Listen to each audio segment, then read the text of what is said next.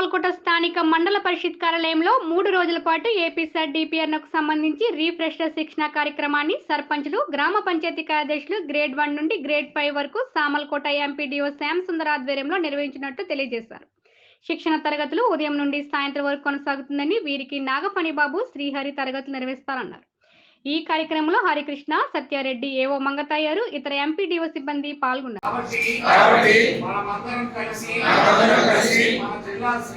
శ్యామ్ సుందర్, మండల పరిషత్ అభివృద్ధి అధికారి, సామర్లకోట మండలం.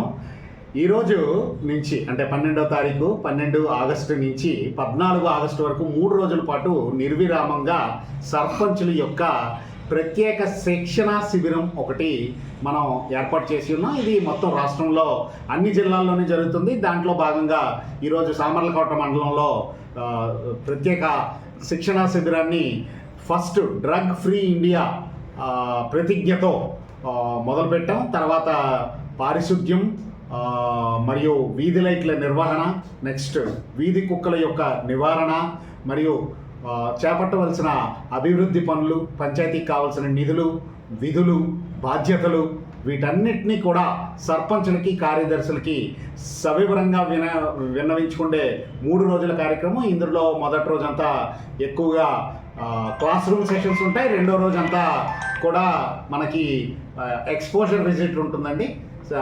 దగ్గరలో ఉన్న ఎస్డబ్ల్యూపీసీ షెడ్కి తీసుకెళ్ళడం, వ్యర్థ పదార్థాల నుంచి సంపదని ఎలా సృష్టించాలి అనే మార్గం మీద మనం వాళ్ళకి ప్రత్యేకమైన శిక్షణ కార్యక్రమాన్ని ఇవ్వబోతున్నాం. అంతేకాకుండా 3వ రోజు కూడా వాళ్ళ చేత కొన్ని ప్రాక్టికల్ ప్రాబ్లమ్స్ మీద క్వశ్చన్ అండ్ ఆన్సర్స్ మోడ్లో ఈ మొత్తం ట్రైనింగ్ ప్రోగ్రామ్ని మనం సమకూర్చి ఉన్నాం.